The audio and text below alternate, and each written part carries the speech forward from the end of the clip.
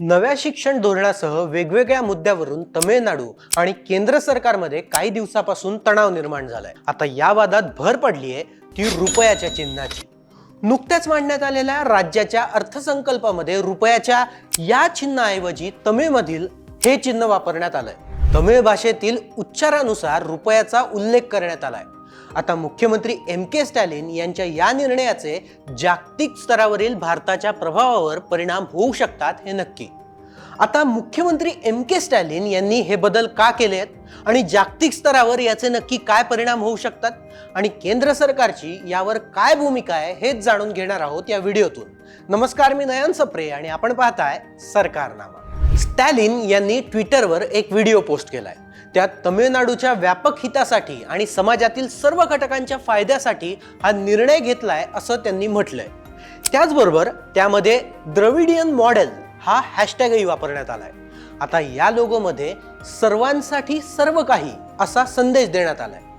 यातून तमिळनाडूमध्ये प्रशासनाविषयी आणि विविध घटकांमध्ये विखुरलेल्या जनतेमध्ये ऐक्य निर्माण करण्यासाठी DMK पक्षाचा विचार दिसून येतोय। या लोगोमध्ये रु असा उल्लेख असून रुबाई या तमिळ शब्दाचे ते आद्याक्षर आहे। याचा अर्थ तमिळमध्ये चलन असा होतो। राष्ट्रीय शिक्षण धोरणातील त्रिभाषा सूत्रावरून तमिळनाडू सरकारचे केंद्राबरोबरील संबंध आधीच ताणले गेले आहेत आणि आता त्यात नव्या वादाची भर पडणार आहे। तमिळनाडूने केंद्राच्या त्रिभाषा सूत्राला विरोध केला असून तमिळनाडू सरकार द्विभाषा सूत्रावरच काम करणार असल्याचं त्यांनी स्पष्ट केलंय। त्रिभाषा सूत्र म्हणजे केंद्राचं म्हणणं होतं की तुम्ही तमिळ आणि इंग्लिश सोबत हिंदी ही भाषाही शिकवावी, यालाच त्रिभाषा सूत्र असं म्हटलं गेलं। तमिळ सरकारने केंद्राच्या या मुद्द्याला विरोध केला। ब्रिटिश वसाहतवाद संपुष्टात आल्यानंतर तमिळनाडू ऐवजी हिंदी वसाहतवादही स्वीकारणार नाही अशी भूमिका DMK पक्षाने घेतली। तर तमिळनाडू सरकार अप्रामाणिक असून राजकारणासाठी विद्यार्थ्यांच्या भवितव्याशी खेळते असा आरोप केंद्र सरकारने केलाय। DMK सरकारकडून हे विधेयक सभागृहात मांडण्यात आलंय।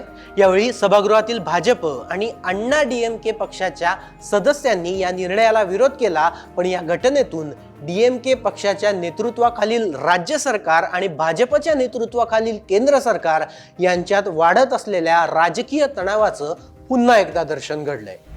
आर्य आणि द्रविड यांच्यातील संघर्ष हा ऐतिहासिक मुद्दा आहे। तमिळनाडूकडून नेहमीच तमिळ भाषेचं कायमच समर्थन करण्यात आलंय आणि रुपयाचं चिन्ह नाकारणारे ते एकमेव राज्य आहे। या निर्णयामुळे राज्याच्या अर्थव्यवस्थेवर मोठा परिणाम होणार असून केंद्र सरकार आणि अन्य राज्यांबरोबरील संबंधांवरही दूरगामी परिणाम होण्याची शक्यता यातून दिसते।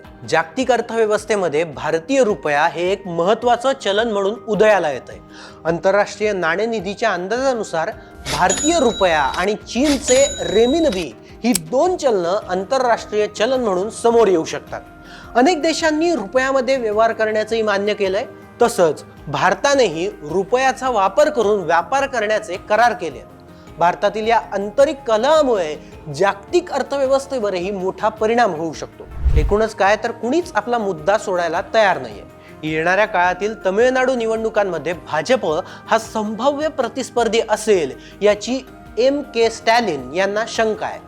त्यामुळे स्टॅलिन हे केंद्रातून आलेल्या सूचनांच्या विरुद्ध भूमिका घेऊन आपली जागा पुढे निवडणुकीसाठी सेफ ठेवत असल्याचं समजतंय। राजकारणासंदर्भातील असेच नवनवीन व्हिडिओ पाहण्यासाठी सबस्क्राइब करा सरकारनामाला।